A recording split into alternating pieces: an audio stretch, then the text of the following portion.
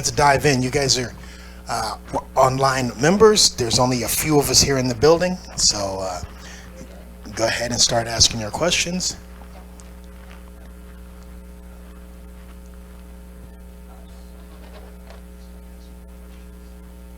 Okay, Anastasia Dixie is asking, in 1 John chapter 3, verses 8 through 10, is being born of Yah referring to John chapter 3, verse 3?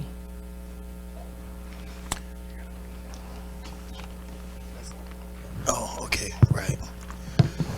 John chapter 3, verse 8 to 10.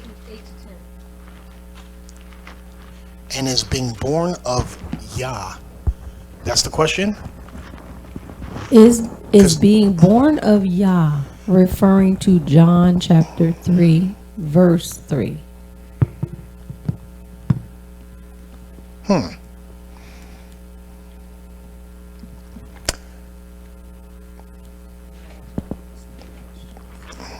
right.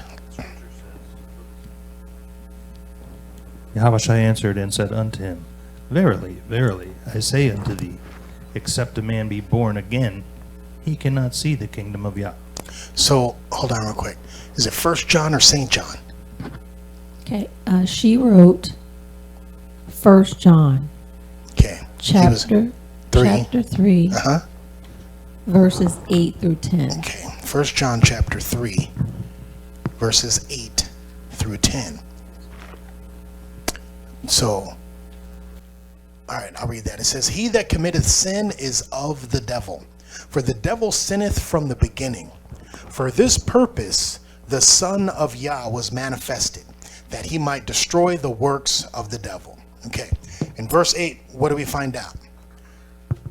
So it says, He that committeth sin is of the devil. An easier way to understand that is, he that is committed to sin is of the devil. If it were not that understanding, we would all be of the devil, with the exception of yahawashi, because he did not sin. So he that committeth, the word commit is the same as to be committed. So when I'm committing something, I may do that thing. It actually means to do. But if I put that thing as a part of my identity, lifestyle, and habits, then I'm committed to it. He that committeth sin, or is committed to sin, is of the devil. For the devil sinneth from the beginning. For this purpose the Son of Yah was manifested. So it's telling you the reason why the Son came to the earth, so that we could see him. It's that he might destroy the works of the devil. Verse 9.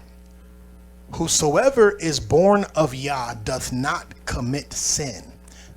Same understanding, because if it wasn't that understanding, you would have to have lived a completely sinless life from breath to death. Now, you will do that thing with one caveat. When you become born of Yah, which is reborn, you'll be born of the water and of the Spirit, you will be sinless from your first breath, and your first breath will also be your last breath, technically. So let me explain how that works. When Yahawashi was born the first time, what was he called? The Son of Man. Okay, so when he was born the second time, what was he called?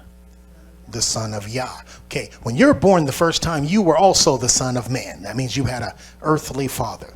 When you are born the second time and you can no longer die, you will be the Son of Yah, like the Messiah. But you will also have something written in your heart and in your mind which prevents you from sinning. So you see how this is telling you, it's talking about Yahawashi. It's also talking about being physically reborn. Okay, it says, whosoever is born of Yah doth not commit sin. Right now there's only one person in that category. That's Yahawashi. When we resurrect in the first resurrection, we will be added to this category as the sons of Yah. It says, for his seed remaineth in him. Now sometimes people misunderstand that, thinking that the seed is making a reference to semen, and it's not talking about that at all. It's saying for his, that's Yahweh's seed, his seed remaineth in him, the one that is born of him. So it's a way of saying the apple doesn't fall far from the tree, right? So the seed that's from Yahweh remains in the child, or in the son of Yah. And he cannot sin because he is born of Yah. Okay, so there's only one person that's been that since the world has began, but we're all expecting to walk into that same thing. Verse 10, it says, in this the children of Yah are manifest, and the children of the devil. What does manifest mean? So he says, in this you can clearly see the difference between the children of Yah and the children of the devil. Whosoever doeth not righteousness is not of Yah. So let me reword that. Whosoever does unrighteousness is of the devil. Everybody see that? Okay. Neither he that loveth not his brother. So in order for you to be born the child of Yah, you need to do righteousness and love your brother. What does that sound like? The first and second commandments, right? Love Yah and love your neighbor as yourself, right? Okay. So, really quickly, what was the second part of that question? Because that part will be answered in John chapter 3. Yeah, she says, that's where she said, John chapter 3, verse 3. She was saying, is being born of Yah referring to John chapter 3, verse 3? Okay, so what we were reading in 1 John chapter 3, the precept is in John chapter 3, when Nicodemus comes to yahawashi to talk to him. Let's go to John chapter 3. Let's take a look at verse 1. Somebody read it when you got it.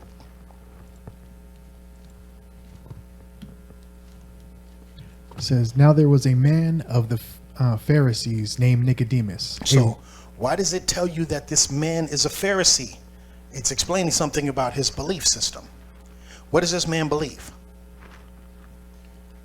What do Pharisees believe? What's the difference between a Pharisee and a Sadducee? No, they don't believe in the resurrection. Sadducees don't believe in angels, spirits, or the resurrection from the dead. Pharisees believe in all of those three things. That's the only difference between a Pharisee and a Sadducee. So it tells you right from the top that this man is a what? Pharisee. What does that mean? He believes in resurrection from the dead. He believes in it, but he doesn't understand it. And he's coming to yahawashi at night so that he can have a conversation about resurrection from the dead. Yahawashi is aware of this because the scripture says he knows all men. So when we're reading this story, we have to be aware of the fact that yahawashi knows the question that he really wants to ask. Okay? Verse 2. The same came to yahawashi by night. Why does it say he came at night? Because he was scared. Because the answer is in verse 1. He's a Pharisee. Okay, so what does that mean? He's a Pharisee who actually believes, but the majority of the Pharisees don't believe in yahawashi. So he's sneaking around at night so that other people don't see him talking to the one that the Pharisees are going to try to kill. Got it? So he's sneaking around. Go ahead. And said unto him, Rabbi, we know that thou art a teacher, come from Yah. So he just confessed the Pharisees, when he says we, the Pharisees know that you are a teacher that has come from Yah. Go ahead. For no man can do these miracles that thou doest, except Yah be with him. Okay, so he made his confession. We know. Verse 3. Now watch. He didn't ask any question, but the scripture says yahawashi answers him. What does that mean? He knows what he came there to talk about. Go ahead. Yahawashi answered and said unto him, Verily, verily, I say unto thee, except a man be born again, he cannot see the kingdom of Yah. So you see, it's night. Yahawashi cuts right to the chase. He didn't like, hey, what you doing here? None of that stuff. He jumps right into answering the question, but he didn't ask any questions. Okay? So he says, except a man be born again. What does that mean? I know in Church Andy, we think that means you get dipped in water or you raise your hands and confess and you say a prayer. Yahawashi is talking physically born again. So how's that possible? Okay? Mentally, physically, spiritually. He's talking physically. How does a man get born again? Now, Nicodemus does not understand. No, physically. Renewing of his mind would be mentally. Spiritually would be, I fell away from the Lord, but I came back to the Lord. Physically born again means I die and I come back to life. That's what yahawashi is talking about, because that's what yahawashi did. And all of us are expecting to do the same thing. So why is it so far-fetched, the idea that he's talking about being born again physically? It's because we allowed people to teach us that he's talking spiritually. I'm born again spiritually. That's not, this man is a Pharisee. He's good. He knows the law. Okay? He's talking in the physical. Shalom, Baltimore. See you in the house. See you came from a long way. Okay, now watch this. It says, except a man be born again, he cannot see the kingdom of Yah.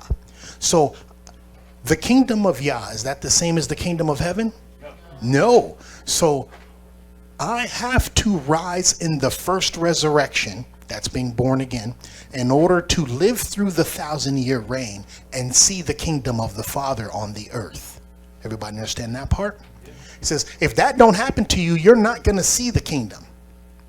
Okay, verse 4. Nicodemus saith unto him, how can a man be born when he is old? See, he doesn't understand. He's very close to understanding it. He says, how can a man be born when he is old? What does he mean to ask? How can a man be born when he is alive? He said when he is old. So the man grew up. He already came out of the womb. What's he going to do? Crawl back into his mother's womb? See, he doesn't understand. He's not putting the death factor in there. He's also not considering spiritually to be born again is to go into the grave, which is the mother's womb, and to come out of the mother's womb again, out of the grave. Okay? So Nicodemus saith unto him, how can a man be born again when he is old? Can he enter the second time into his mother's womb and be born? You see how that's not the end. He's still not understanding along the right lines. Pick it up at verse 5, please. Yahawashi answered, verily, verily, I say unto thee, except a man be born of water and of the Spirit, he cannot enter into the kingdom of Yah. Okay, so when he says of water, that's one birth. And of the Spirit, that's a whole different birth. Everybody understand that? What's inside of the bag when you're in the belly? Water. Is there anyone who's not being born of water? Every single person comes through the birth canal. Everything related to birth is also related to water, right? You have to do this, the canal, the breach. Every single term related to giving birth to a human is also related to like bringing a ship into the dock. You go to a dock in order to deliver the baby. Does that make sense? Okay. All right, here we go. So he's saying you have to be born of the water, that's the first birth, and of the Spirit, that's capital S, that's the second birth. Most people put those two things together and think it's going to happen both at the same time. It's not what he's saying. It says, unless you were born physically and spiritually, the water is the physical, the Spirit is spiritual, he cannot enter into the kingdom of Yah. Verse 6 says, that which is born of the flesh is flesh. That means if your father is flesh, what are you? Flesh. You are whatever your father is. That's a Hebrew principle, right? Okay, keep going.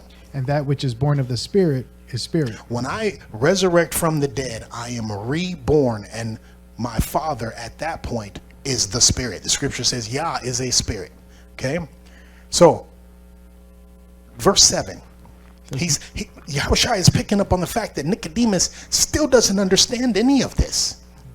Go ahead. It says, marvel not that I said unto thee, ye must be born again. He said, don't trip off of that part. It says, the wind bloweth where it listeth. That means the wind blows anywhere it wants to. The wind reference is a reference to air or breath or spirit. All of those words are the same word in Hebrew. Keep going. Thou hearest the sound thereof, but canst not tell whence it come and where it goeth. So so is everyone that is born of the Spirit. In verse 8, he dramatically compounded the complexity of the parable. Right? Remember, he's not talking to his disciples. He's talking to one of the Pharisees. So he's speaking this thing in such a way that it has multiple meanings. And Nicodemus is not picking up on it. He was blown away what he said about being born again. And then he says, that's nothing. The wind that you feel on your face, you feel it and you hear it, but you can't tell where it came from. And everyone that is born of the Spirit is the same way. What? What? Okay, now watch verse 9. Nicodemus answered and said unto him, how can these things be? Does he have any understanding at this point? Yahawashi is having a one-sided conversation. Okay? He desires to know, and that's why he snuck away in the middle of the night to ask these questions. Yahawashi cut right into the question, and he's explaining, Nicodemus, you believe in the resurrection from the dead, but you have no idea what it means to resurrect from the dead. That's what he's saying. This is how most people are, even today. Everybody wants to go to heaven, but don't nobody want to die. What? Wait, the scripture says flesh and blood cannot inherit the kingdom. So what does that mean? That means you have to be changed. You have to be transformed. Something in your life is going to have to change. Then we assign this principle, which is rock solid and clear. Born again. You must be born again. And we say that's spiritual. All you got to do is get dipped in that water. You come out of the water and you're born again. No, you're not. You're that same old person dipped in some water. So we take the effectiveness out of being born again. We downplay the idea of resurrecting from the grave, having breathed your last breath and then breathing breath again. Baptism is a picture of that, but it's not that. Everybody understand so far? So even if you make it through the tribulation and you die, or you don't die, and you make it to the wilderness and you're standing there, there still is a form of this where you pass under the rod. Yes. And it's kind of like the baptism. That's what the picture is of it. Kind of like that. But kind of. Well, because blood has to be removed from your body. Because it's like you're dying, but it's being reborn. Yes, kind of. Watch this.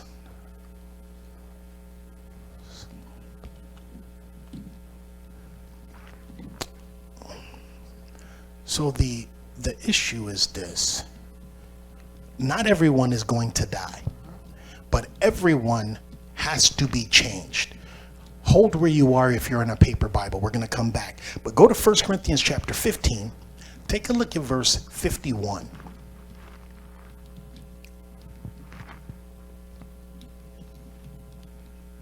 Started at verse 50. Now I say this, brethren, that flesh and blood cannot inherit the kingdom of Yah.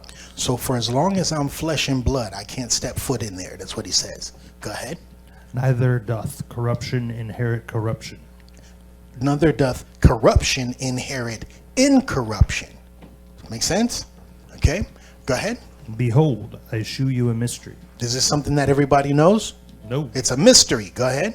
We shall not all sleep. When he says sleep, what's the word that he's really using? Die. We're not all going to die, but what? We shall all be changed. We shall all be changed. Changed into what? Changed how? We shall all be changed mentally, physically, and spiritually. Well, how long does that take? Keep reading.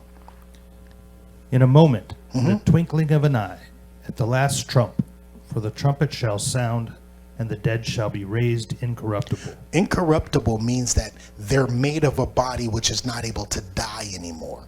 When he's making a reference to corruption, this is a corruptible body. Okay, an incorruptible body is not able to die anymore. So he says the dead shall be raised incorruptible. Go ahead. And we shall be changed. So we shall be changed from a corruptible body into an incorruptible body. Now he explains what you have to do in order for this to take place. For this corruptible must put on incorruption. Okay, so watch. I'm going to change the inflection just a little bit. It says, for this corruptible must put on incorruption. You see the difference in the flexion? He's not saying for this to happen. He's saying for this corruptible, insert man, must put on incorruption. How are you going to live forever if you're still a fleshly man? He already said a few lines ago, flesh and blood cannot inherit the kingdom of heaven. So even though you are living in the flesh, you're not warring after the flesh. You're not walking after the flesh. Everything you do needs to be seen and addressed in the spirit first, processed in the mind, and then the physical is the last level of everything, right? Okay. For this, in order for this to happen, for this corruptible man must put on incorruption. Go ahead. And this mortal must put on immortality. See how that inflection totally changes it? He's saying the only way this is going to happen if you start living like you're never going to die. And if you're committing sins, what is the wages of sin? Death. Death. So he's literally saying in order for this to happen, you have to stop living sinful. Verse 54. So when this corruptible shall have put on incorruption, and this mortal shall have put on immortality, then shall be brought to pass the saying that is written, death is swallowed up in victory. So he tells you when the prophecy concerning death being swallowed up in victory will be fulfilled. When is it going to be fulfilled? When we're changed. When I'm changed and I can no longer die, that's when death is defeated, right? At the end, Until when we've then, endured. What'd you say? At the end, when we've endured. After you've endured. Until then, you can still die, right? One more verse, two more verses in here. O death, where is thy sting? O grave, where is thy victory? Give me one more. The sting of death is sin, and the strength of sin is the law. Okay, so does everybody understand what we covered so far? Right? So this is the process of being reborn. You may not die. There be some of us standing here which shall not taste of death until we see yahawashi coming, right? That's what the scripture says. So we might just be the ones looking up in the sky, and then we don't die during the Great Tribulation, but we are translated. We are changed.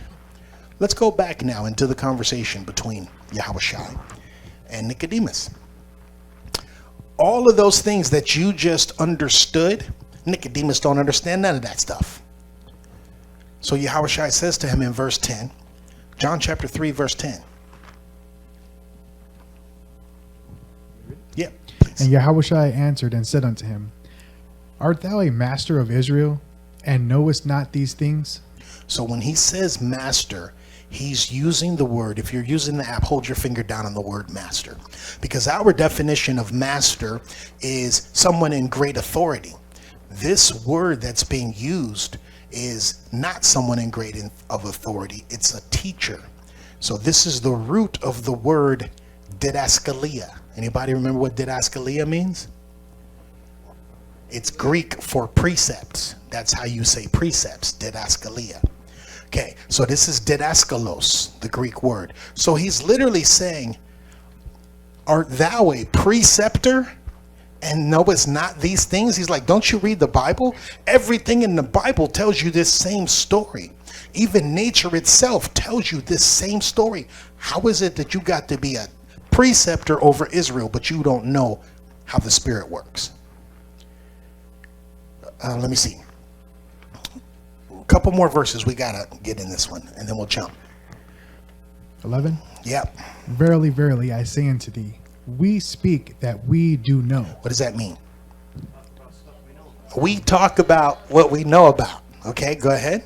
And testify that we have seen, and ye receive not our witness. Okay, so what is he saying to Nicodemus in verse 11? We're telling you what you saw, what we saw, but you're not believing it. That's right. So if you don't believe, you're lacking faith. That's what he's saying to Nicodemus. You came here to get an answer to a question, but you're lacking the faith to even receive the answer. There's a lot of people like that. They come here to get answers to questions, and they lack the faith to receive the answer to the question. Verse 12. If I have told you earthly things, and ye believe not, how shall ye believe if I tell you heavenly things? So you see what he's comparing right there? He says, I have told you earthly things. What are those? Physical. And you don't believe the physical stuff that I'm telling you. He says, how shall ye believe if I tell you of heavenly things? What are those things? Spiritual things. Because Nicodemus was having a problem understanding or separating the difference between the spiritual and the physical. And a lot of us still, when it comes to being reborn, they don't understand the difference between spiritually reborn and physically reborn. All right. Was that all of that question? I got all the parts of it? Excellent. Any other questions on the reborn issue? Hallelujah. Let's see what I Am Ron has. I am Ron has 3 questions. What is considered milk and what is meat? Excellent He gave question. three verses. One is in Isaiah chapter 28, verse 9. Let's take a look at that first. Okay. Isaiah 28, verse 9.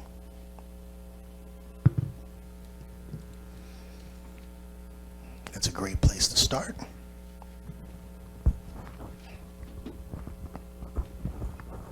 Whom shall he teach knowledge? This is a question that is being asked. Isaiah is asking this question. Go ahead. And whom shall he make to understand doctrine? The doctrine there is precepts. Whom shall he make to understand the precepts? Go ahead. Them that are weaned from the milk and drawn from the breasts. Okay, so you see, what's the first question? Who's he going to teach knowledge? What's the second question? Who's he going to make to understand doctrine? Then what's the answer? Those that Them that are weaned from the milk. So I don't need milk in order to survive. I can digest something other than milk, right? And drawn from the breasts. Okay? That's his first precept. Yes, and his next one is 1 Corinthians chapter 3, verse 2. Okay, 1 Corinthians chapter 3. Let's start this one at verse 1. 1 Corinthians chapter 3, verse 1. And I, brethren, could not speak unto you as unto spiritual, but as unto carnal. So he says, I couldn't tell you spiritual things. What does carnal mean? Physical. Fleshly. Carnal, like carnal. Odale, carnal. It's flesh. Okay? So I could not tell you spiritual things. I had to tell you carnal things or fleshly things. Keep going. Even as unto babes in Hamashiach. He says, because you're like a baby. Babies don't understand anything spiritual. Does that make sense? Everything that a baby is experiencing is what we would call tangible. What does the word tangible mean? You can touch it. Physical. It's physical. That's all it is. So they don't understand the spiritual. They only understand the tangible. I have to touch it and experience it. Okay, keep going. I have fed you with milk and not with meat. For hitherto you were not able to hear it, neither yet now able are to you able. able to what it? Bear it. Bear it. Go ahead. Need some of them prophet glasses. Yeah, it might be time to renew your eye prescription. Neither yet now are ye able. He says, I've been feeding you with milk this whole time. Who's he talking to? What book are we reading? The Corinthians. The Corinthians. Okay, why is he feeding the Corinthians with milk? Because they don't know the law. Because they don't know the law. There are some of them that do, the ones that he placed there to manage the church as he went on to the next place. I guess we got to cover this because some people think when he's writing to the Corinthians, he's writing to all Gentiles. That don't make no sense. That's like me and Pastor Greg going to China and establishing a church and just leaving Chinese people in charge of the Israelite Church. What are they going to do? The minute we walk out, they're going to go back to doing what they were doing before. So now let's take Gary with us, and Gary, you got to stay here, and but you got to teach them the commandments. And as soon as they start doing something crazy, what you gonna do? You're gonna call Greg on the phone or send an email, and Greg's gonna say, "Yeah, just be patient with them. They tripping, they tripping." Send the letter back. What are you gonna be teaching them while you're there? Milk, the basics of the doctrine. You're gonna be telling them about space-time continuum? No, the Godhead? No. You're going to tell them about Melchizedek? No. They're not going to understand any of those things. They're still struggling with thou shalt not lie. Thou shalt not commit adultery. This is what Paul is saying. I fed you with milk and not with meat because you weren't able to receive it. And he says, neither yet now are ye able. You still can't. You're still not grown up enough. Okay, let's keep going. For ye are yet carnal. For whereas there is among you envying So envying, and go ahead. strife Uh-huh. and divisions, are ye not carnal and walk as men? Envying, strife, and divisions are physical problems. That's what Paul just said. He said, you got problems, and your problems are still in the physical. You probably thought they were spiritual problems. A lot of what Paul is teaching and dealing with has to do with level confusion. I learned about level confusion from reading the scriptures. Level confusion is when you have a flat tire and you want to pray about it. All your prayers, all the prayers in the world, are not going to put no air back in that tire. Get out, get a jack, pump up the tire. That's a physical problem. It requires a physical solution. Okay, but some of our problems are not physical. They've manifested in the physical because they started in the mental. So we have to know the difference between spiritual problems, mental problems, and physical problems. And stop allowing the things that we're worrying about in our mind day after day after day to manifest in the physical. Some of this stuff don't even exist. Like imagine they started laying off people at work, and now you think you have a physical problem. Do you really have a physical problem? Did anybody pull you into an office and talk to you? You don't have a physical problem. Why are you looking for another job? You think that's not what's happening. But it's eating away at your mind. You're being tormented laying in your bed. You can't sleep thinking about what you're going to do. You don't have to do nothing. Continue to have faith. That's how you deal with that problem. All right, I digress on that. So he says, are ye not carnal and walk as men? So that's his second precept. And here Paul is explaining, I fed you with milk, not with meat, because you weren't grown up enough to know that. What's the next one? His next one is Hebrews 5, chapter 5, verse 12. Hebrews 5:12.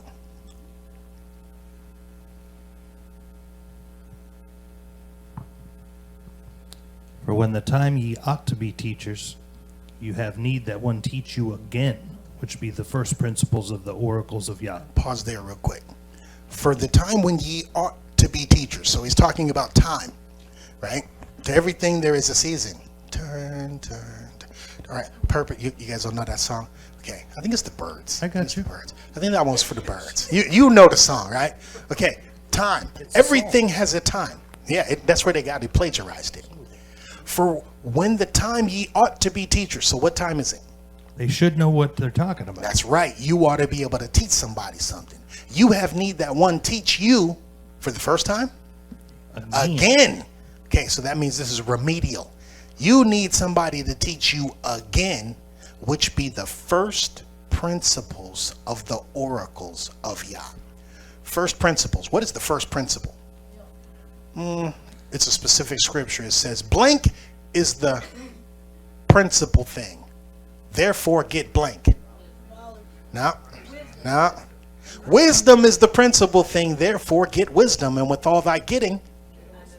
Okay. So he says, you have need that one teach you again, which be the first principles of the oracles. What is an oracle? An oracle is two things. It's a person, but the O-R-A, the aura of that is to vocalize, to speak. It's okay. So it's a person who speaks the word, right? Okay. So it's the person, but it's also the word. So you need somebody to teach you the wisdom of the spoken word is what's being said there. Make sense? And are become such as have need of milk and not of strong meat. So what does this person need?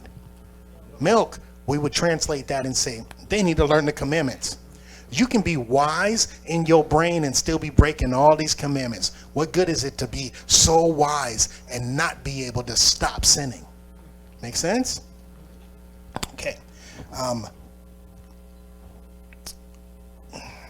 Keep going. For everyone that useth milk is unskillful in the word of righteousness. Okay. When he says useth, for everyone that useth, think of useth as requireth. you use what you require. Like a baby uses milk because it requires milk. For everyone that requires milk is unskillful in the word of righteousness. Go ahead. For he is a babe. Okay, go ahead. But strong meat belongeth to them that are of full age, even those who by reason of use have their senses exercised to discern both good and evil. Let's analyze verse 14 in reverse. What is this person able to do? Discern good and evil. Exercise. What enabled them to discern both good and evil? The exercising.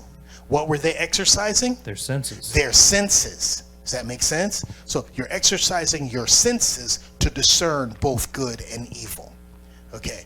And when are you able to do that? When you are of a full age. Of full age. And when you're full age, you can eat meat. So I remember this when I was learning prophet. When I don't know, I didn't. This is a way that you can tell if you're off the milk. So he kind of told me everybody is either going to teach you something or you're going to teach somebody something. So that's how you should look at everybody. Am I learning something or am I here to teach something? You always have to ask yourself that. If you can't answer that question, you're still on the milk because you can't discern whether or not you're there to teach or to learn. So that's what going through this made me reminded me of you teaching me that.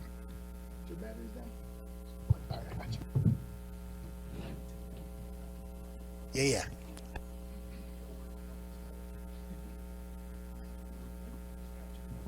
Talking this.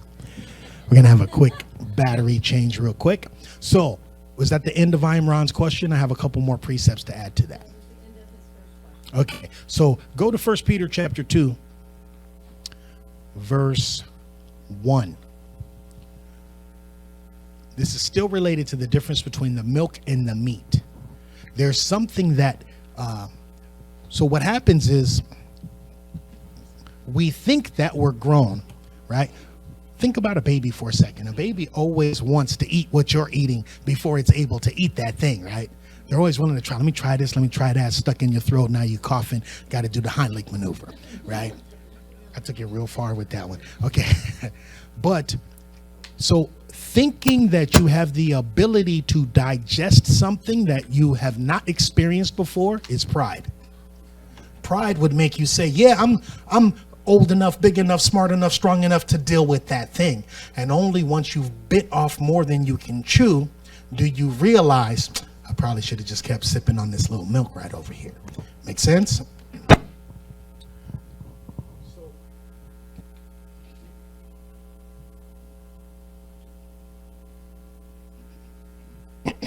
So in 1 Peter, he says there's something that you must do before you return to the milk, or else you won't desire the milk. You'd be like, this, man, I've been chewing on meat. You haven't really been chewing on meat. And if you were, you weren't able to digest it. You're just chewing on it like bubble gum. Well, it says 1 Peter chapter 2, verse 1. Go ahead, somebody. Wherefore, laying aside all malice. What's malice? Evil intentions. So you might not hate that person, you just might be trying to get over on them. Malice is evil intent. Go ahead. And all guile. What's guile? It's that dude on that one video game. No, that's that's Kyle. What's guile? Okay, speaking evil. Okay, all of that's good stuff. Okay, so what do I need to put away so far? All of my evil intentions and all of my gossip and bad speaking? Go ahead. In the hypocrisy. What is a hypocrisy? Being a hypocrite. It's saying one thing and doing it. That's right. Okay, go ahead. And envies. What's that? That's another word for envy. Being jealous of what you got that I don't got. And coveting. And coveting. And all evil speakings. Okay, so watch. I need to put aside all of my evil intentions, my bad speaking, my saying one thing and doing another, or not meaning what I say and not saying what I mean. All of my being jealous of you and anything that I could possibly say that does not benefit. That's evil speaking. I have to put all of that away first. Go ahead. As newborn babies, desire the sincere milk of the word, that ye may grow thereby. Oh, I got to put away that stuff first. so that I will desire the sincere milk. What is the sincere milk? It's the milk of the word. What does the word say? All of those things that it just covered are literally in the commandments and the law. Thou shalt not do this. Thou shalt not do that. You should know those things before you start trying to break down the space-time continuum. You're not going to understand the space-time continuum if you're still struggling with thou shalt not bear false witness. It's just on too high of a level. You know what I'm saying? Okay, let me see. I may have one more before we jump to the next one. His question was about the milk and the meat. Read his question one more time so I can make sure I'm getting all of the pieces. What is considered milk and what is meat? See? So now somebody answer. What is considered milk? Commandments. The commandments. What is considered meat? Everything outside of that. Everything outside of the commandments. You know why? It does not require comprehension to understand and obey, right? So the meaning of understand in the Bible is to depart from evil. So when I say, do you understand? I'm literally saying, are you going to depart from evil? Has what you learned caused you to do something different? If not, you didn't learn it yet. Got it? Okay. One more. Ecclesiasticus chapter 1. Verse 7. We're going into the Apocrypha. Those that are using iPhones, it's going to be Sirach chapter 1, verse 7. That's just the Sefer. Cipher? The iPhone iPhone has the says same. Ecclesiasticus? Okay, got it. Unto whom hath the knowledge of wisdom been made manifest? And who hath understood her great experience? Okay, watch this. Excuse me. To whom hath the knowledge of wisdom been made manifest? Who? Isn't this the same question that was being asked in Isaiah? To whom shall he teach? What did it say? What did it say? To whom shall he teach knowledge, and to whom shall he make to understand doctrine? Them that are weaned from the milk and drawn from the breast. Now watch. Oh, you left it over? I was like, you got that memorized? Ecclesiasticus chapter 1, we just read verse 7, and now we're reading verse 8. There is one wise and greatly to be feared, Yahawah sitting upon his throne. Amen. That's the answer. That's the answer. Okay, let's move on to the next. Oh, no, he's got two more questions. Go ahead. Yes. We let I am Ron get them in. Yeah. The second question is, I am trying to understand where the people came, people came from that are in the 1,000 years. Are they the people who are left over from the tribulation and were not translated? If so, since they were not translated, this means they were not following the law and the testimony. So after the 1,000 years, will all of them be caught up with those in the second resurrection and thrown into the lake of fire? No. So this one is an understanding issue, so I have to explain it a little more carefully. So I am Ron. The people that make up the 144,000, they are the saints of the kingdom. They are the people who kept the law and the testimony. So let's first read that verse so that we can see who they are scripturally, and then we'll find out how they got that.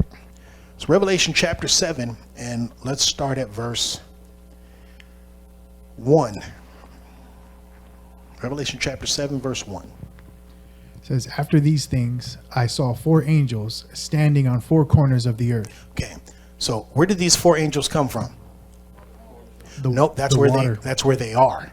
They're standing. Where did they come from? The river Nope. of Euphrates. They were bound in the river Euphrates.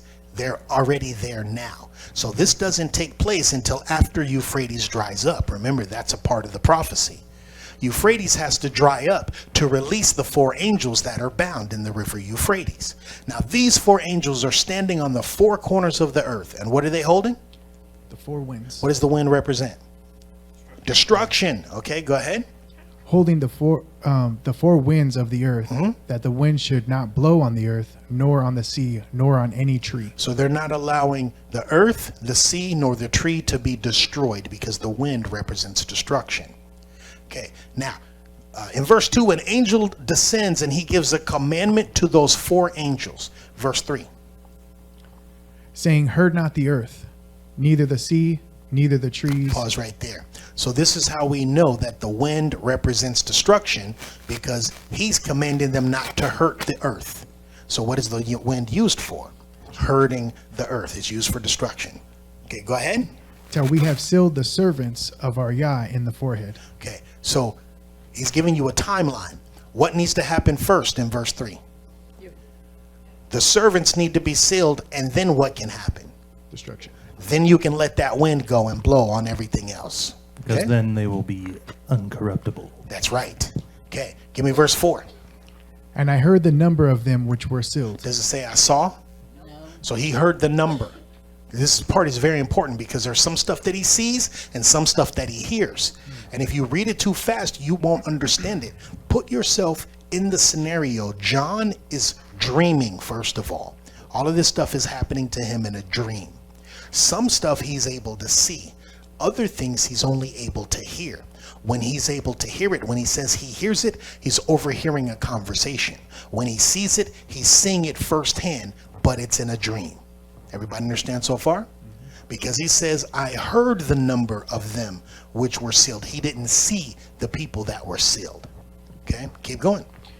And there were sealed 144,000 of all the tribes of the children of Israel. Okay, so from verses 5 through 8, it's going to tell you that there's going to be sealed 12,000 men from each of the 12 tribes.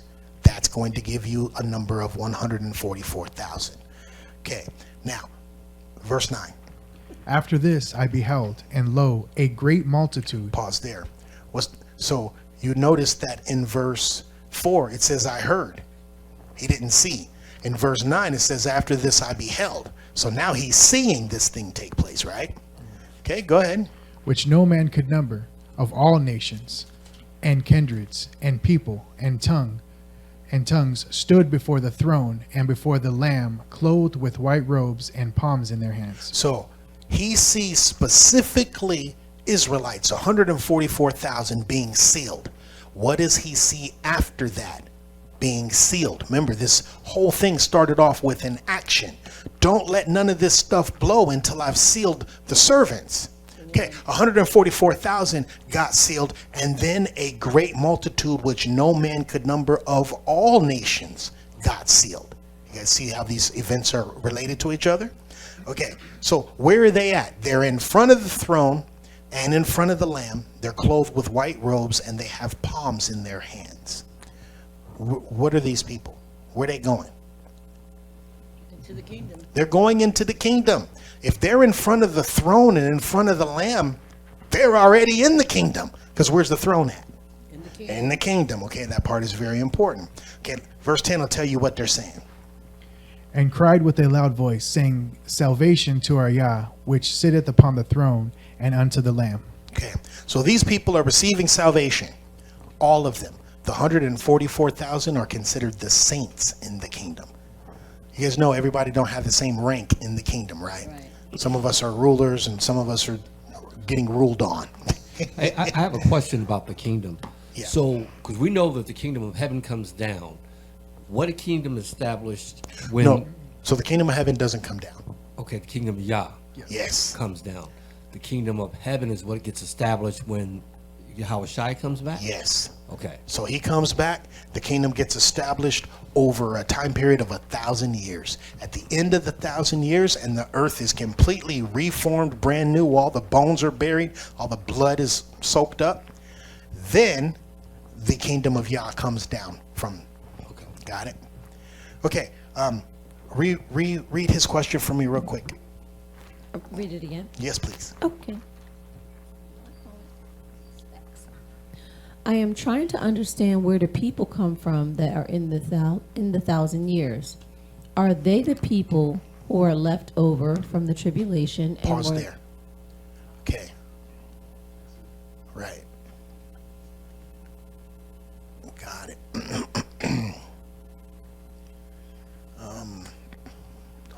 second. Let me explain that part. I left that out. I have a question too. Go ahead. Isn't the Euphrates River already dried up? Not entirely. Okay. It is in the process of drying. Okay. And the angels that come out of the Euphrates, these are bad guys. Bad guys. so to speak. Yes. But they get held off by one of the archangels, so to speak, before he lets them. Yes. Yeah. That's a good way to understand it. They're all working for the Most High. Whether they're good or bad, they're all on his team. Okay? Revelation chapter 20. This is where the people come from in the 1,000 years. The 1,000 years begins with an event. Two of them, technically, the Messiah returns and Satan is thrown into the bottomless pit. How long is he in there for? 1,000 years. So nobody can be deceived for 1,000 years. Everything that every man does, he does out of what's in his heart. Nobody got tricked into believing anything. And there is no faith on the earth. This part is very important. What is faith? The substance of the evidence of things. So if the Messiah is sitting at the table with you, do you still need faith? No. So there's no faith at that point because we look him in his face every single time. So nobody is ye of little faith anymore during the 1,000 years. Everybody is going to do what's really in their heart. Nobody will be able to say, the devil made me do it. Man, the devil is locked up. You did that because you wicked. Does that make sense? That's on you. You did that. It was really inside of you. If you don't believe when he's really there, it's because you don't want to believe. Okay. Now watch this. What? You have a little faith. Yeah, because they had a little faith. All you need is a little faith. All you need is a little faith. How do you make a muscle get bigger? You use it. How do you make your faith get bigger? Use it. Okay. So watch this. Two things are happening at the beginning of the 1,000 years. The Messiah is coming back and Satan is being thrown into the bottomless pit. Revelation chapter 20, and give me verse 1. And I saw an angel come down from heaven, having the key of the bottomless pit and a great chain in his hand. Does anybody remember why he has a key and a chain? Why does he have a key and a chain? Because earlier in Revelation, they figured out how to open the pit. That's how the angels came up out of there. So now he has a chain and a key, because the key is light, and the key, they figured that out, so they were able to open the bottomless pit. So the angel comes down and he has the key and he has the chain. Keep going. And he laid hold on the dragon, that old serpent, which is the devil and Satan, and bound him 1,000 years. So that's the beginning of the 1,000-year reign, when he gets chained up and thrown in the pit. Go ahead. And cast him into the bottomless pit, and shut him up, and set a seal upon him, that he should deceive the nations no more, till the 1,000 years should be fulfilled. So he can't deceive the nations. That's it. Go ahead. And after that, he must be loosed a little season. What's he going to do when he gets loose? Deceive the nations. Everybody sees that. Okay. Right. So if you sit with the Messiah, not requiring any faith, you see him, you talk to him, you still don't believe him, and then Satan gets released out of the bottomless pit, and you think that you can make war against the Messiah, you are under a strong delusion. Right? At that point, it's like, you don't need faith. This is not a fairy tale. He's real and he's here, right? So you're under a strong delusion if you're like, yeah, but we're still going to win. Just wait for Satan to get out. Okay. Now watch verse 4. And I saw thrones, and they sat upon them. Okay, the they are the saints. I saw thrones. Keep going. And judgment was given unto them. Were they judged? No. No, they were not judged. The judgment was given to them. So they're allowed to do the judging now. Keep going. And I saw the souls of them that were beheaded for the witness of yahawashi, and for the word of the Most High. What is that? What are those two things? The law and the testimony. Okay, so this is the answer to I Am Ron's question more specifically. These people were beheaded for the the witness of yahawashi, that's the testimony, and for the word of Yah, that's the law. Go ahead. And which had not worshipped the beast, neither his image, neither had received his mark upon their forehead or in their hands. And they lived and reigned with Yahawashi 1,000 years. Everybody understand where the people in the 1,000 years come from? They believed in the law and the testimony, and they endured to the end so that they were saved. They live and reign with Christ for 1,000 years. What's the rest of Imran's question? I think there's one more part in there I got to get. Okay. Go ahead. People are still sinning, the heathens, not us, but I mean the heathens are still sinning during the 1,000-year reign. They still have the kids and all that. But Satan is locked up. Yeah. So what they sinning What are they sinning from? for? For? Yeah, like So they just wicked on That's their the own. They're part- wicked all by themselves. And it needs to be proved to them. You know why? So Satan is the accuser of the brethren. His children are the same as he is. So what are they going to do? They're going to accuse him. I only did all that wicked stuff because Satan made me do it. The devil made me do it.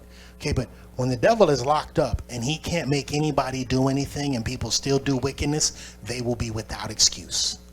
You know, I never put those two things together until just now, and I'm just like, that's crazy. They don't even need Satan's help to. So during that time, so when this time is happening, so the saints will have the law and testimony written in their hearts at this Yes. time, and then they will not. That's right. So 1,000 years is unfathomable, right? So no one's ever lived that long. We will live for 1,000 years and beyond that because we're already translated. We cannot die. But people will still be on the earth living and dying, living only maybe 80 years. So life as normal continues on the earth for them, not for us. Does that part make sense? Because a lot of people think, well, we're going out to heaven. No, this whole thing is taking place on the earth. So just to get better content. So when Yahawashi comes, he gathers us. We get translated. The ones who do not get gathered or destroyed are the remnants of the people that are left on earth, and then they just kind of. No, so After the- they don't all get destroyed. So I think that's a big part of what people think. When Yahawashi comes back, everybody's getting destroyed. That's not what's going to happen. That's not what's going to happen. Yeah. Yeah. So some of these prophecies could not be fulfilled if everyone who was a hater of Yahawashi died at the time that he came. How can them that led us into captivity go into captivity if they dead? There's a lot of prophecies like, how can we be the head and everybody else be the tail if the tail is dead? Right? That's during the 1,000 years. During that 1,000 years, he's saying, Israel, the children of Israel have been in captivity 7 times total. 7 times. We've been under 7 captivities. So 7 being the number of completion, that's the final captivity. So he says, what happens to everybody who put the children of Israel into captivity? They all have to go into captivity. But the captivity is not the same because they killed us, they threw us over boats, they hung us, they raped our women, they did all of those things. We don't do any of those things in our captivity. We treat them the way they were supposed to treat us, which is we simply make them work. That's how the captivity was. The Most High, in all of his prophecies concerning the children of Israel, he never gave the other nations permission to kill us. He said, you're going to serve other gods made of wood and stone, and you're going to work, and you're not going to be able to eat off of the work that you do. You're going to end up dying. But he never gave them permission to kill us. So neither do we have permission to kill them during the captivity. But understanding that the them are wicked. Yeah. They're wicked. They don't know it. It has to be proven to them. Yeah. And the proof of that is when they're commanded to come on those 3 days, they don't. That's right. And they get no rain for their crops, none of that stuff. And when Satan comes back, they're waiting for him. Waiting for that because Yeah. they're getting punished. That's that. So I never understood that part. Like, how could they want to go to war, but seeing that, they see it as being punished for not keeping the commandments and all of that stuff. When he comes, they're like, this is our opportunity. Yeah. They think that they can defeat Yahawashi, Yahawashi. which is crazy. You And ever see a little dude get drunk in a bar? a little dude. Yeah. I think what's amazing about it is we technically don't have to fight our battle when Yahawashi comes. And when Satan is released from the bottomless pit, Yahawashi doesn't have to fight that battle. The Father releases the fire from the sky and burns it up. So all of them are pictures within pictures of how the whole thing is going to play out. Let's keep going. There's one more piece in here. Give me verse 5. And then we'll get the rest of his question just to make sure I got it all. But the rest of the dead lived not again until the 1,000 years were finished. This is the first resurrection. Give me verse 6. Blessed and holy is he that hath part in the first resurrection. So the first resurrection, you rose at the beginning of the first resurrection and you reigned with Yahawashi for 1,000 years. I am Ron's question was about those people not keeping the commandments. These are actually the people who keep the commandments, right? Everybody see that? Blessed and holy is he that hath part in the first resurrection. On such the second death hath no power, but they shall be priests of Yah and of Hamashiach, and shall reign with him 1,000 years. Okay, go ahead. The last part. Yes, please. Now go read it from the top, just to make sure we got it all. I am trying to understand where the people came from that are in the 1,000 years. Are they the people who are left over from the tribulation and were not translated? If so, since they were not translated, this means they were not following the law and the testimony. So after the 1,000 years, will all of them be caught up with those in the second resurrection and thrown into a lake of fire? Everybody understand the question now? So those people are not the leftovers. The people in the 1,000-year reign are technically the saints. Amen. His last question. His last question is, what is the white stone? Revelations chapter 2, verse 17. Excellent. White stone.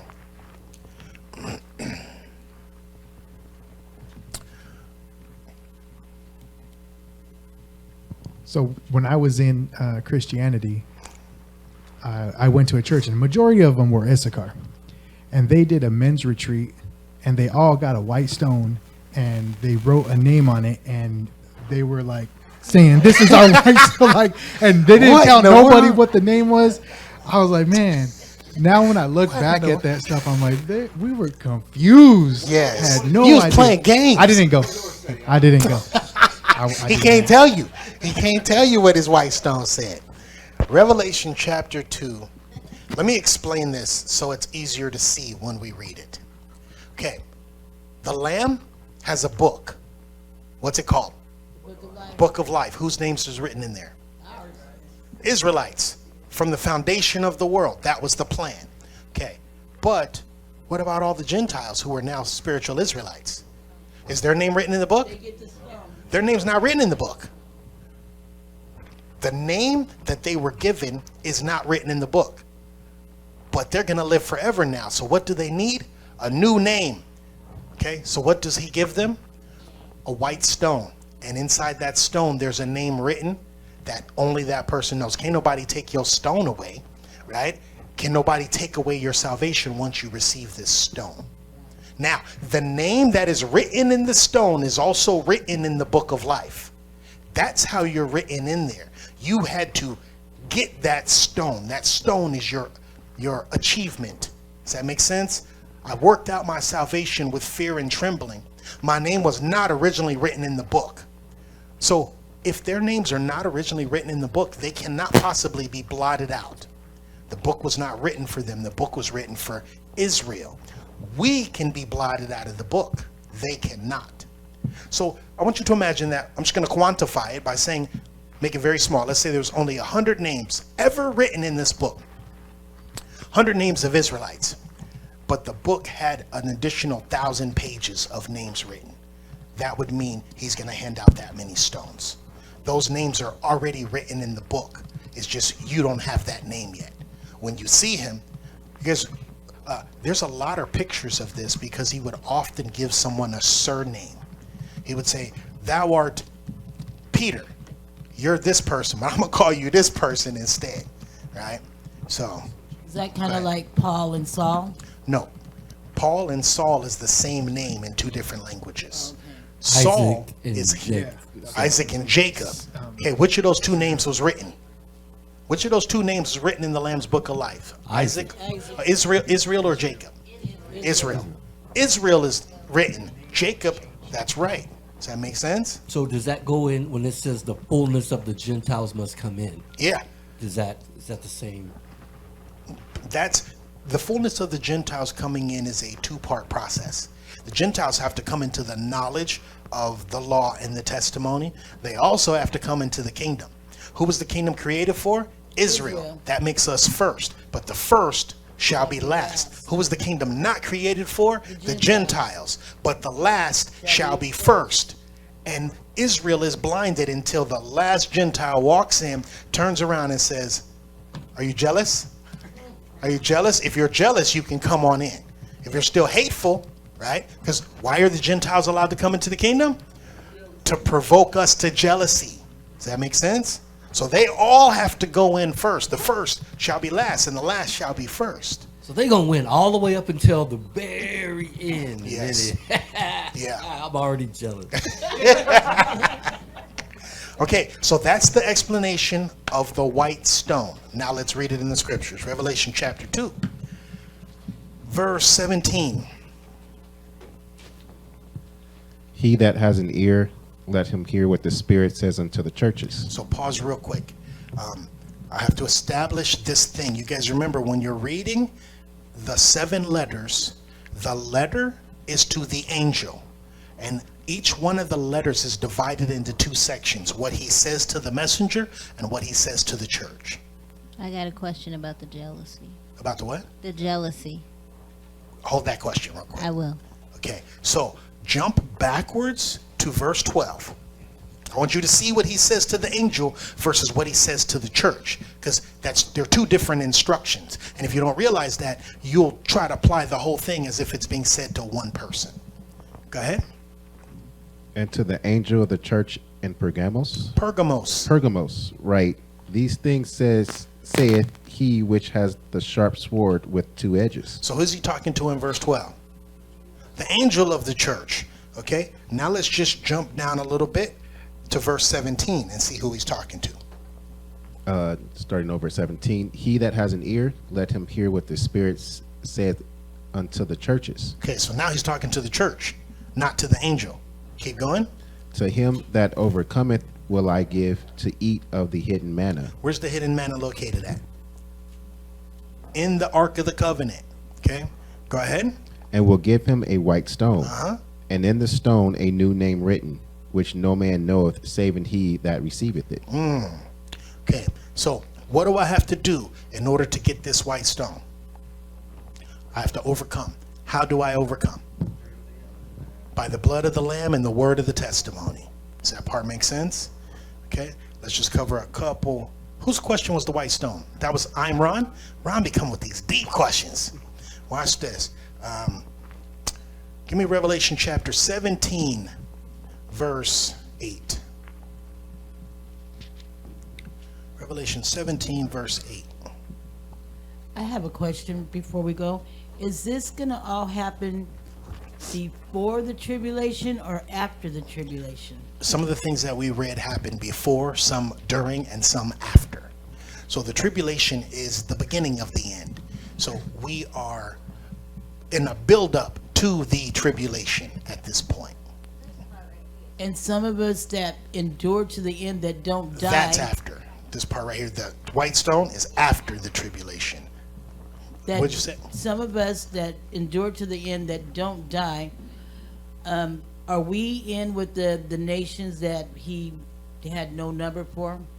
Some of us are. So when people don't read that right, they think only 144,000 Israelites are going to the kingdom. No, only 144,000 are the saints of the kingdom. Now, when it says of all nations, Israel is included in the all nations, of which there is no number. all of them at that point, regardless of what your bloodline is, when you're standing in front of the throne, what are you? You're Israel at that point, because that's all that exists. No Gentile can get into the kingdom. So the Gentiles will be translated from Gentiles to Israel. Got it? And you got to live like that now. Yeah. Revelation chapter 17, verse 8. The beast that thou sawest was and is not, and shall ascend out of the bottomless pit and go into perdition. And they that dwell on the earth shall wonder, whose names were not written in the book of life from the foundation of the world. If your name was not written in the book of life from the foundation of the world, you will marvel at this beast, which was here and then he wasn't here, but he is coming back. That's weird stuff, right? Go ahead. When they behold the beast that was and is not and yet is. So this is, what is it called? It's the opposite of what the Messiah is, right? So, but no, so this description of him, the beast that was and is not and yet is, that's the opposite of the Messiah. He who was and is to come. Make sense? Okay. So if your name is not written in the Lamb's book of life, you will be deceived by the things that you see. Okay. Excuse me. Give me Exodus chapter 32, verse 32. Exodus 32:32. This is the first mention of the book. Yet now, if thou wilt forgive their sins, and if not, blot me, I pray thee out of thy book which thou hast written. Which you are writing? The book was already written. When was it written? Foundation of the world. So he wrote the end from the beginning. When he was creating the world, he put all of your names down. That's amazing. And if he didn't put your name down, he said, well, I'm going to make a provision for you. It's not Mike, but Mike's going to get a new name. And got a stone for Mike set aside. Right? Give me verse 33. And the Most High said unto Moses, whosoever hath sinned against me, him will I blot out of my book. You can see here that he's talking about Israelites, because who was given the law? Israelites. The Gentiles didn't know what sin was. Paul said, I had not known sin except the law said, thou shalt not covet. Right? Okay, let me see. Go to Revelation chapter 3, verse 12. This is the precept directly to where we were reading Revelation chapter 2, verse 17. Revelation chapter 3, verse 12. Him that overcometh will I make a pillar in the temple of my yahawah, and he shall go no more out. And I will write upon him the name of my Yah, and the name of the city of my Yah, which is New Jerusalem, which cometh down out of heaven from my Yah, and I will write upon him my new name. So the Messiah himself is getting a new name, right? The scripture says when he comes back, he has a name written which no man knows except he himself. So what's he going to do with his name? He's going to write it on you. That's unbelievable. He's going to share that name. Now remember, name, this word Sham, Hasham, is not just what you go by. It's your character. It's everything. Literally, it's your reputation. It's your ability. It's your purpose, right?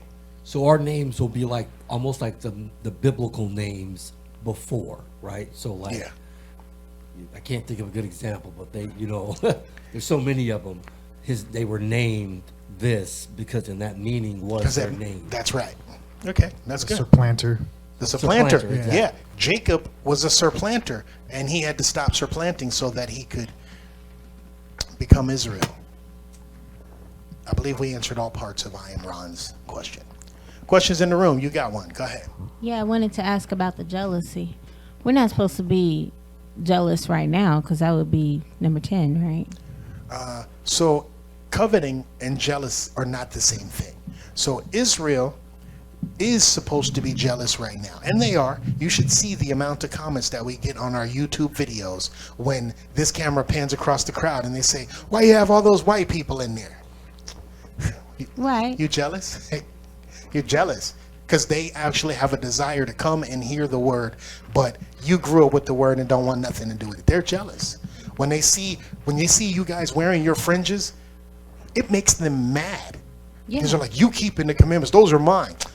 Bro, you trying to talk. Remember that time, Mike, you went to the store and old boy was talking to you and he didn't even have his fringes on? That usually happens. It'll be the people that are not wearing fringes trying to check you about wearing fringes. They're jealous. Let me reiterate my Hypocrites. concern. When you were saying that we should be jealous, in my heart, I'm thinking, no, I'm not jealous. Like, I want my Gentile brother and sister that were former, because I too was a Gentile in heart and in mind and in spirit at a point in my life. Look at it like this, Edith. Like, this is how I'm going to feel, because I can see that jealousy. Me and Tom came in at the same time, right? Tom's going to walk in those gates before me, right? Maybe wait, like he might be in there 3 or 4 days, and I'm sitting there, and I'm like, me and Duke came at the same time, right? But Aka's in there. It's not that I don't want him to go. I'm glad that you know that you're going, but it's still like, all right, if you have a dad and you got stepkids, or you know what I mean, when your kids come over, right, or your friends come over, and your dad or your parents are treating them a little nicer than they're treating you, and you're just feeling some type of way. Okay, you know your dad loves I get you, it but now. Okay, it's that type of jealousy. I guess I'll feel that later, you know, when it happens. So I get what we're saying now. Could the jealousy also come from, like, we see that they're at a higher place than we are, especially when we understand that we were supposed to be in that space? Now, yes. Now, because we still experience the curses. Right. Even though we are awake, we're awake to the fact that we're living in a curse. Right, and we should have been the head and not the tail. That's right. Like, when we go get a car loan or a house loan, we're not borrowing from our own people. We're borrowing from Other nations. the other nations, That's which right. should have been us when you understand the covenant that we broke and the promise that we were supposed to have in Deuteronomy 28. That's right. So that could be, because that's the only time I get jealous, when I drive around neighborhoods. I'm like, man, this is a nice neighborhood, and not one Israelite is around. Right. Okay. I always thought it was the faith part. It's a lot. It's everything that you can possibly be jealous of. Even the idea when he's telling the story of he agreed with you to work for a penny, and you've been working since the whole sweat of the day, and then he comes in at the very end and he only works for an hour and he gets the same thing. What did he say? Hey, hold up. I'm supposed to get more. I'm one of the natural born children. I've been out here working all this time, keeping all these commandments. You came in the last hour and you get the same thing I get. That's jealousy. I can add some jealousy to this if you would like. Let's read Isaiah 56:5. What is it? Isaiah 56:5. Isaiah 56:5. Isaiah chapter 56, verse 5. Yeah. Even unto them will I give in mine house and within my walls a place and a name better than the sons and of the daughters. I will give them an everlasting name that shall not be cut off. Amen. That everlasting name is written in a stone, and it's better than our names. Yeah. It's a lot of jealousy, because you gotta think they get seriously. There's so many, because we got cursed while we were here, and then in so many words they got blessed, right? Yes. By being on top Our of things, fall right? was and good then for them. they still, if they act right, they still get to get into the kingdom and continue to get blessed. And he says, when I say unto the wicked, thou shalt surely die. If he turns from his wicked ways, he shall surely live. And the children of Israel say, the way of Yahawah is not fair. That's what we say. It's not fair, Yahawah. That's what you're saying right now. That's not fair. That's fair. And you really can't be jealous, because it was our ancestors that were disobedient that brought all of this on us. Yeah. We can be jealous. We just can't be wicked and bitter for what happened. Because there's a type of entitlement that comes with finding out that you're an Israelite, right? You're entitled to certain things. You think, that's my culture. And then somebody else comes in and they're like, okay, but that's my faith. Which one is greater, my faith or your culture? You going to hell in your culture. I'm going to the kingdom in my faith. Right? Faith is greater. It's a narrow path, so it's not like every Gentile you see is going. You know, it's only it's just a few of each group. So That's right. It is a narrow path. it's not a giant group the way we might make it seem, like we're being replaced. Replacement theology makes it seem like everybody in the world is going. Not everybody in the world is going. Think about it. Like, there's a handful of people that know the truth, and they're like, hey, those people are the biblical Israelites, and we got to keep the law and the testimony. 3.2 billion is not a narrow path. And it's a give and a take too, because we as Israel do get gathered, guaranteed. Guaranteed. So, you know, Guaranteed, you do no matter get where a you second are. chance. Yeah, and they know that. Any spiritual Israelite who knows that, they're going to grab onto your fringes and say, I'm going with you. I know you're going to get gathered. Yeah. He's coming for you. He's not coming for me. So I'm grateful to be brought into the truth by Prophet, because I would have totally fell for what is it, IOIC or whatever IUIC? IUIC. Yeah. I would have been out fell there for with that. them? I would have fell for that, because the first thing they're going to teach you is you're Israel. That's right. The first thing you taught me was you need to keep the commandments. That's right. And then afterwards, it was like, okay, now I can tell you that because I got rid of your pride. You know what I'm saying? I started because I was very prideful. That's an important very thing prideful. Yeah. of how you're introduced. Because I'm like you would introduce me the other way. Right. That's right. I probably would have been a monster. Yes. And there's a lot of monsters out there that are being deceived. They're adding to the problem. I am super grateful that Prophet brought me into the truth instead of IUIC also. For those online, not that we have anything against wouldn't have- IUIC. We love our brothers. They wouldn't have brought you in, Thomas. Right. They would not have. We love our brothers. Amen. All I know is I love Yahawah and I love the law. Yeah. Anaya ahab yahawah wa ahab tawara. Okay, what else we got? Questions in the room? I don't have a question. I just feel like everyone that endures to the end deserves to be in the kingdom. So at the end of the day, I get the sense of what you're saying, Gary, for sure. But when we think about the path that we do have to take and how we have to fight against our flesh every day and fight every temptation that is out here, we all deserve, like, if you're going to endure to the end, you deserve that no matter what nation you're from. Yeah. I always let you cut in front of me in the food line too, Gary. I love you for that out. Questions in the room? Let's go back online. Okay, Mark outside. He's asking, can you explain Exodus chapter 23, verse 15, specifically the last line about not appearing to the Most High empty-handed? Okay. Exodus chapter 23, verse 14. We have to start at verse 14.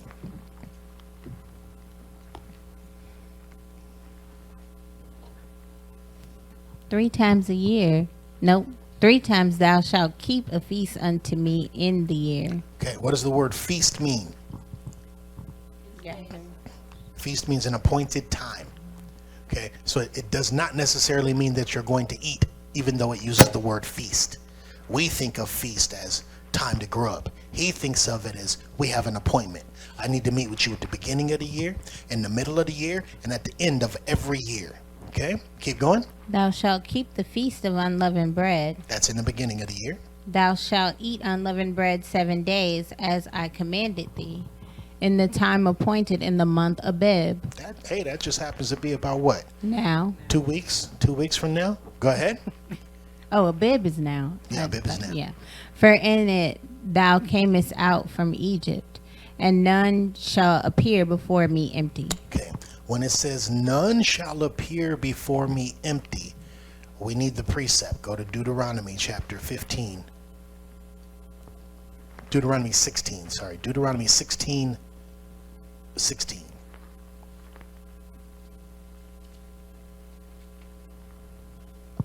3 times a year shall all thy males appear before Yahawah thy Elohim in the place which he shall choose. Pause there.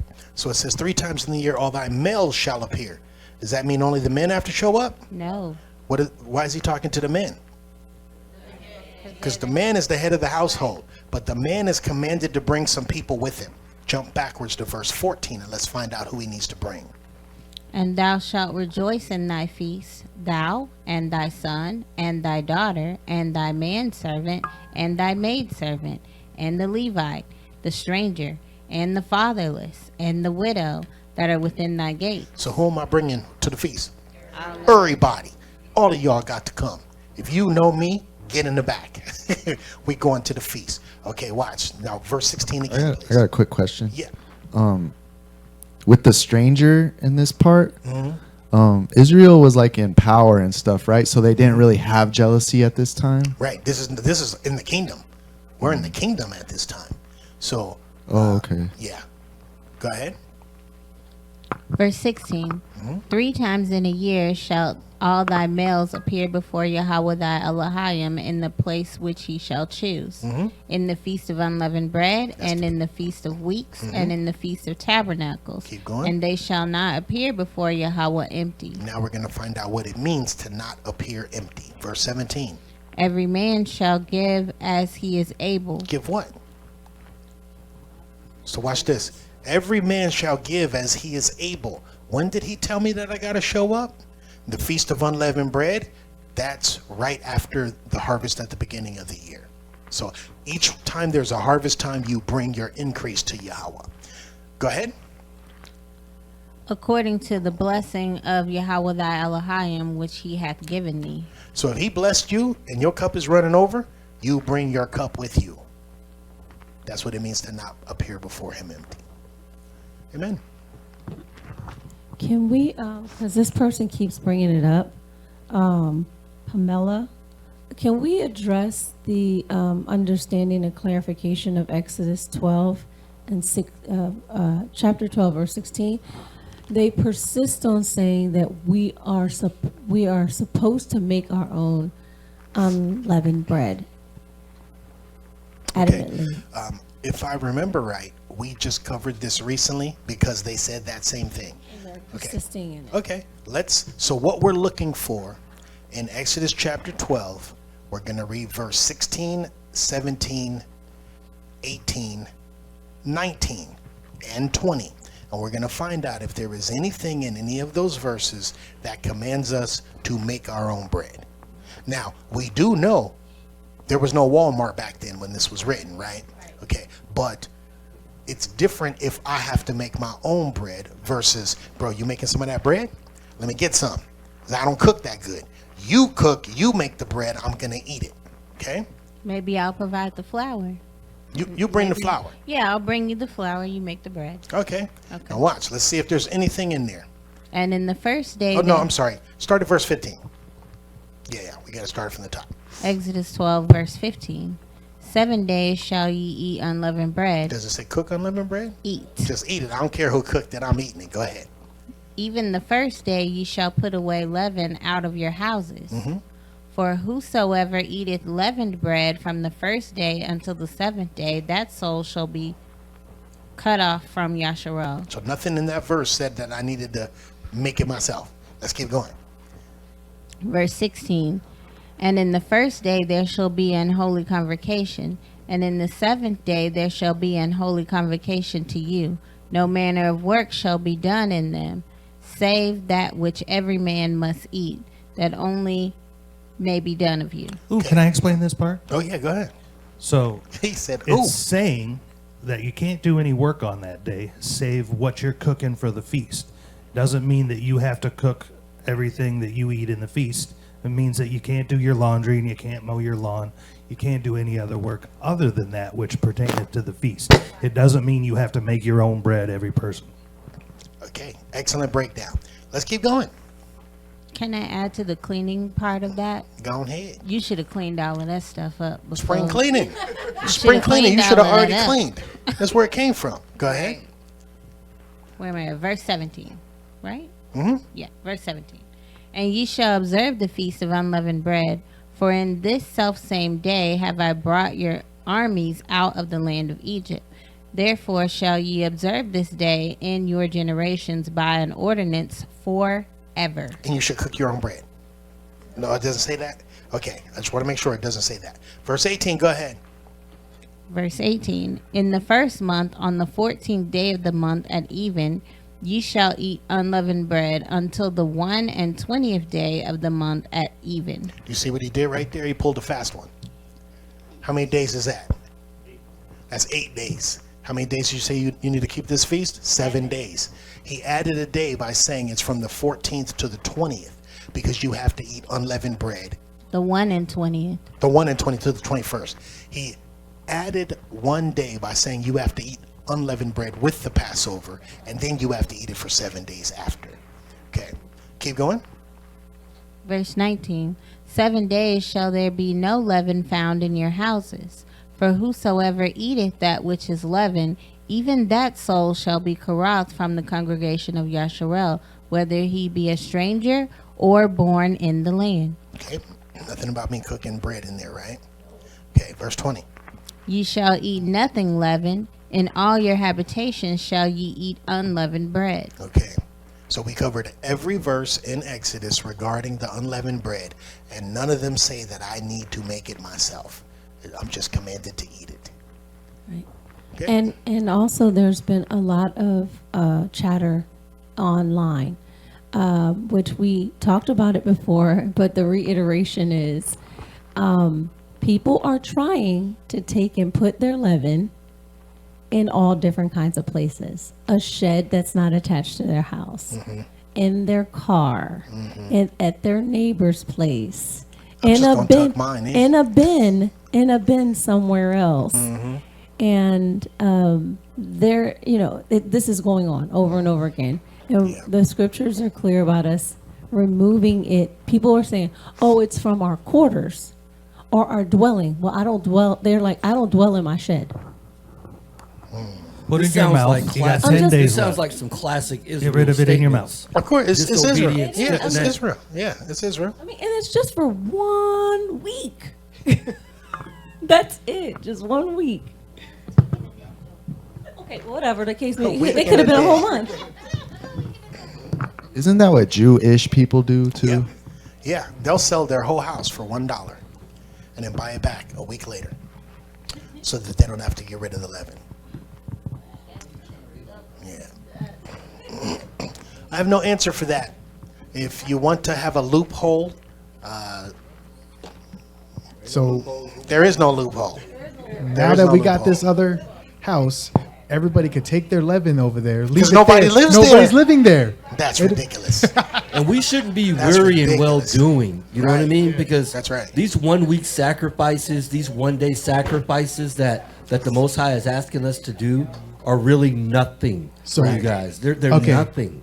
This is how you need to look at the leaven. It is sin in your life. It is. Stop trying to hide your sin and just get rid of it. That's right. That's how you need to look right. at it. Hide it under a bushel. No, I'm going to let it shine. Is it that they don't want to buy? Huh? Is it that they don't want to go to the store and No, buy? they don't want to give up what they already have. That's what it is. I don't want to eat Also- unleavened bread for a week, like once. Or, And maybe I also, shouldn't even say that. I didn't want. Now I do want to because it is obedience to the Most High, and He's asked us to do this, and we should feel honored to do what He's asked us to do. Yeah. You know what I mean? And if you try to, instead of trying to figure out a way that just hinders us, that just bothers us, and all that other things, it's like Brother Greg said, you're hiding your sin. And I promise you, you're going to feel way more uncomfortable in the lake of fire than you are by taking that stuff and throwing it away. Yeah. No, my concern was the cooking part. What's the cooking part about? Oh, sorry. so no, What's- they were saying that we are required to cook the unleavened bread that we're eating rather than go and buy something at the store Yeah. that's unleavened or whatever. No, so sometimes The scriptures if don't you say have an agenda and your agenda is, I want to do this thing and I want everybody else to do this thing also. So I'm going to read into the thing that all of you have to do this so you'll all do what I want to do. It was almost like before when they would have to sacrifice a lamb. You couldn't go get your neighbor's lamb. No. You had to have your own If lamb. if the So- lamb was too big, then you and your neighbor had to split. But you couldn't just be like, I'm coming over to your place, because no, that's not how it works. Yeah. So I guess my question would be, in the Holy Convocation Day, what? Because in verse 16, I just it says like everything save that which every man must eat, and then we had said that no manner of work shall be done in them. So like you can cook for that day. Yes. So what will we be cooking? I kind of forgot. Okay, so this is the first day of the Feast of Unleavened Bread, and this is a feast where we actually eat on it. So what does that mean? If we have 200 people coming here to the church and we say, let's make a potluck, you are going to cook, but you're going to cook maybe 3 or 4 times more than you normally would. And that cooking is also going to require you to do some cleanup and to transport some stuff from your house here. And the setting up of the chairs for all the people to eat, what is all that stuff of? That's all work. That work is lawful to do because it's in order for us to keep the feast. Anything else like the laundry, you can't do that. I was mixing up Passover because I know we're not even eating. We're just having a quick thing. Right. So my fault. All good. So I did see a comment in there. Somebody was saying about Passover. They're kind of like trying to say, can we have olive, to dip in, like the olive oil or something like that to dip the unleavened bread For your on Passover meal? Yeah. Right. The Passover meal only has 3 ingredients: the bitter herbs, the wine, and the bread. No. What? You had some olive oil last year? Can I have orange juice? Can I have spaghetti? It's supposed to be bitter. Yeah. That's why you broke out. Trying to make it sweet. Trying to make. It's just good. Okay. It's good. No, this thing is simple. Just keep it simple. Don't add nothing to it. Right? Yeah. All right. All right. So 2 things, because these 2 questions keep popping up. First question is, what if I live with some people who don't keep the commandments, follow the law, but they have leaven as their stuff? Mm-hmm. Remember, we're still in Babylon. So you can only control what you can control. If you have roommates and they're not willing to throw their stuff out, you can't control that. They don't follow the law, but you can do what you can do. If you're the head of the household, it's your rules. You toss it out. Second thing is, someone was asking, what was the question?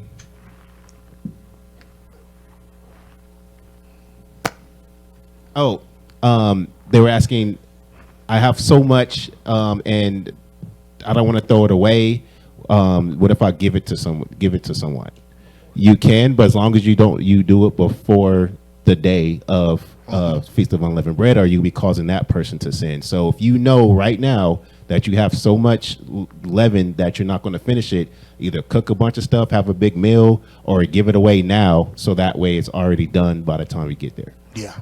Speaking of which, this Saturdays after Sabbath is a leaven party, isn't that right? We're having a bread party here at the church. No, it's a great way to bring the pancakes. Everybody make those brownies. Do not throw those brownies and cookies away. Cook them and bring them to the church, and we gon' grub. All right? I have a question. Yes. So are we not supposed to work, like regular work, servile work on the first day of unlimited bread and the 7th day, right? Okay, right. So the first day that's what it says right here in verse 16. So it says, and in the first day there shall be a holy convocation, and in the 7th day there shall be a holy convocation. No manner of work shall be done in them. Right? So we put out the calendar way in advance. Everybody should know the days. Like literally, we have if you work nights and if you work days, you know what days you need to have off in order to keep the commandments. Okay. In regards to the 7th day of unleavened bread, the 7th day of unleavened bread is going to create a double Sabbath. Double Sabbaths happen every so often where there is a feast day or a high holy day, and it could happen on a Thursday. So let's say it happened on a Thursday and you were not able to work on Thursday when the sun goes down, and then the sun goes down on Friday and you're not able to work. Those are 2 Sabbaths back to back. It can happen on a Thursday into Friday. It can happen on a Saturday into Sunday. Got it? Where we just went through our weekly Sabbath, and then as soon as the sun goes down, another holy day starts. That's happening on the 7th day of the Feast of Unleavened Bread. it will begin on Saturday when the sun goes down. That means, and we do have a video on our channel already about the double Sabbath, meaning you need to be double prepared. So because on that particular one, you will, let's see, Saturday, you wouldn't have been able to cook anything during the day until the sun goes down. So the sun goes down, then you cook, then you come here for the feast. Yeah, so that means Friday's day, that's your time that you're going to have to prepare for Saturday and Sunday. You're not going to be able to go and buy or anything, so you're going to want to make sure that you buy everything for the Sabbath and for the last day of unleavened bread. Amen. Questions online? Ashley Dean, question. Can you please explain 2 Chronicles chapter 35, verses 24 to 28? 2 Chronicles chapter 35, verse 24.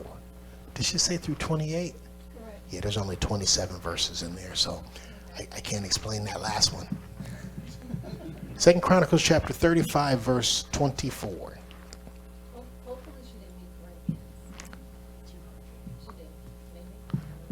No, there's no 35 chapters in Corinthians.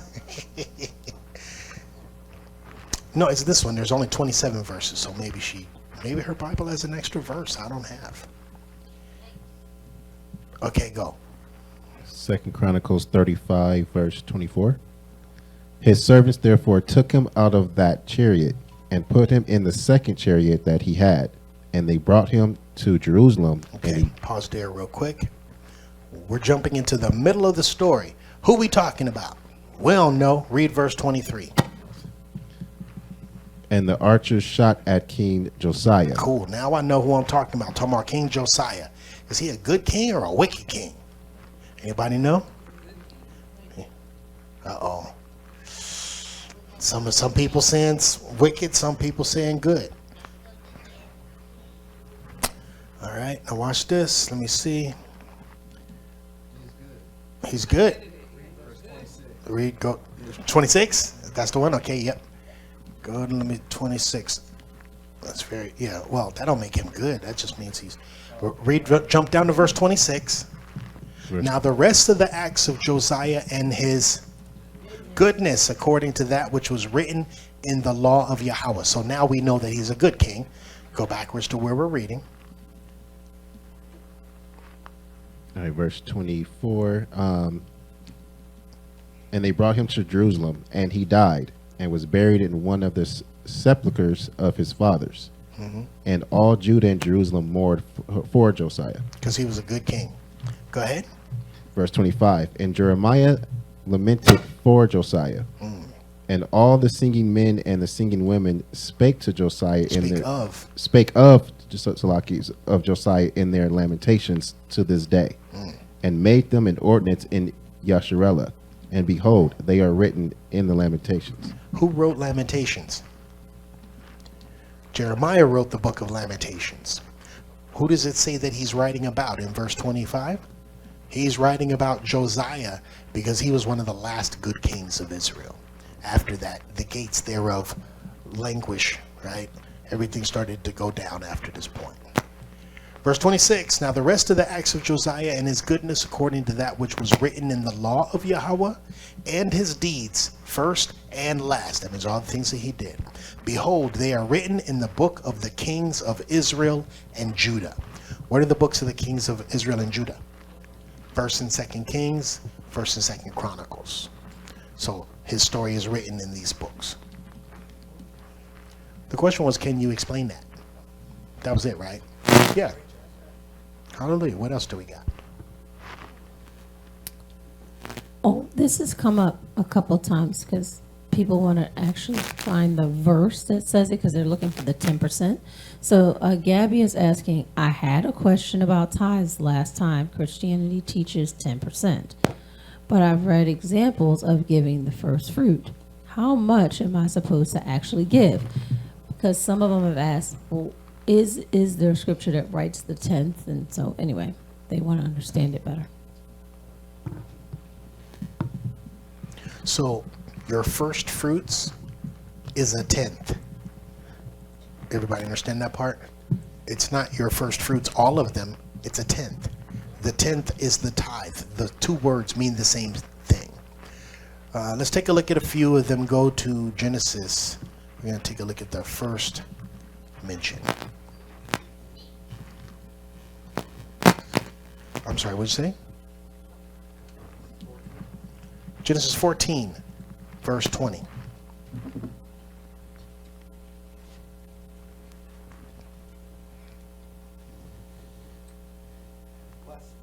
Talk in the microphone. And blessed be the most high of Yah, which have delivered thy enemies into thy hand. And he gave him the tenths of all. Now what does it say? Tithes of all. Okay, he, that's Abram, gave to Melchizedek tithes of everything that he received. Hold your finger down on the word tithe. If you're using the app, go to Strong's. A tenth. That's literally the meaning of the word, right? Okay, but if you didn't know that a tithe was a tenth, go to Leviticus 27:32.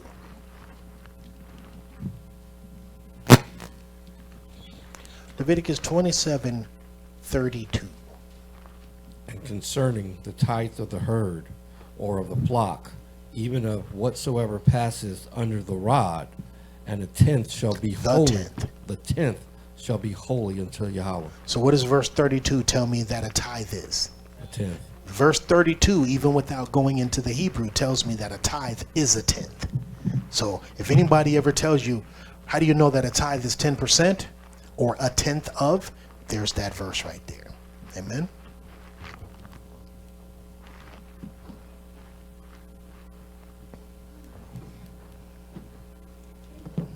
What else we got? It's going very well. Just want to check the room. Okay.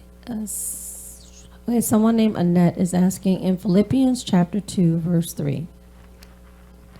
How does each esteem other better than themselves? Philippians chapter 2. Let's start at verse 2. The answer is in verse 3 through 5. Philippians chapter 2, verse 2. Go ahead.